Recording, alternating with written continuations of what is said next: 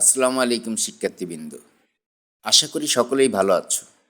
আজ আমরা আলোচনা করতে চলেছি রেসিপ্রোকাল প্রোনাউন সম্পর্কে। রেসিপ্রোকাল অর্থ পরস্পর প্রতিক্রিয়া, মানে একটি সম্পর্ককে বোঝায় যেখানে এক পক্ষের ক্রিয়া অন্য পক্ষের দ্বারা প্রতিফলিত হয়। বিষয়টিকে পরিষ্কারভাবে বোঝবার জন্য আমরা একটি উদাহরণ দেখে নিব। এখানে আমরা দেখতে পাচ্ছি যে অ্যালেক্স জনকে মারছে। এটা কিন্তু রেসিপ্রোকাল হলো না, কারণ রেসিপ্রোকাল মানে এক পক্ষের ক্রিয়া অন্য পক্ষের দ্বারা প্রতিফলিত হওয়া। যাই হোক, আমরা আর একটি চিত্র দেখব। এবার কিন্তু একটি রেসিপ্রোকাল বা পরস্পর প্রতিক্রিয়াশীল ঘটনাকে দেখা গেল। এবার শুধু অ্যালেক্স জনকে মারছে না, জনও অ্যালেক্সকে মারছে। অর্থাৎ অ্যালেক্স যে ক্রিয়াটি করেছে সেই ক্রিয়াটি জনের দ্বারা প্রতিফলিত হচ্ছে। আশা করি রেসিপ্রোকাল প্রোনাউনের মূল বিষয়বস্তুটা বুঝতে পেরেছ। এবার চলো এর প্রকৃত সংজ্ঞাটা দেখে নেওয়া যাক। যে প্রোনাউন দুই বা দুইয়ের অধিক ব্যক্তির মধ্যে পারস্পরিক ক্রিয়া বা সম্পর্ক নির্দেশ করে তাকে রেসিপ্রোকাল প্রোনাউন বা পারস্পরিক সম্পর্কযুক্ত সর্বনাম বলে। ইংলিশ গ্রামারে প্রধান রেসিপ্রোকাল প্রোনাউন হলো ইচ আদার এবং অন অ্যানাদার। এরা উভয়ই একই উদ্দেশ্য পরিবেশন করে, কিন্তু সামান্য ভিন্ন প্রসঙ্গে ব্যবহৃত হয়। এবার চলো এই ভিন্ন প্রসঙ্গটা বোঝার চেষ্টা করি।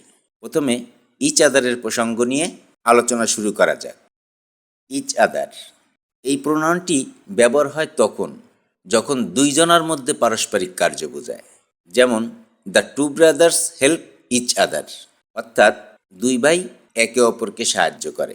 আবার দে হাগ ইচ আদার টাইটলি, অর্থাৎ তারা একে অপরকে শক্ত করে জড়িয়ে ধরেছিল, ইত্যাদি। একটু খেয়াল করলেই বুঝতে পারবে এখানে দুটো বাক্য দ্বারাই পারস্পরিক কার্য বোঝানো হচ্ছে। যার প্রথম বাক্যে দুই ভাই একে অপরকে সাহায্য করে এবং দ্বিতীয় বাক্যটি দ্বারা বোঝানো হচ্ছে যে তারা একে অপরকে শক্তভাবে জড়িয়ে ধরেছিল। অর্থাৎ একজন যা করছে অন্যজনও তাই করছে। নিশ্চয়ই ইচ আদারের বিষয়টা বুঝতে পেরেছ। এখন দেখব ওয়ান অ্যানাদারের বিষয়টি। ওয়ান অ্যানাদার এই প্রোনাউনটি ব্যবহার হয় তখন যখন দুইয়ের অধিক ব্যক্তির মধ্যে কার্য বোঝায়। যেমন the 10 students love one another, অর্থাৎ 10জন ছাত্র একে অপরকে ভালোবাসে। আবার the 5 friends talk with one another, অর্থাৎ 5 বন্ধুর প্রত্যেকেই প্রত্যেকের সাথে কথা বলেছিল।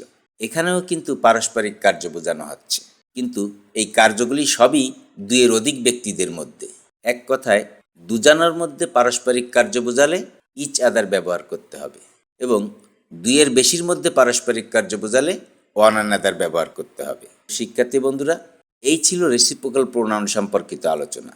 ভিডিওটি যদি ভালো লাগে তাহলে লাইক, কমেন্ট, শেয়ার করতে ভুলো না।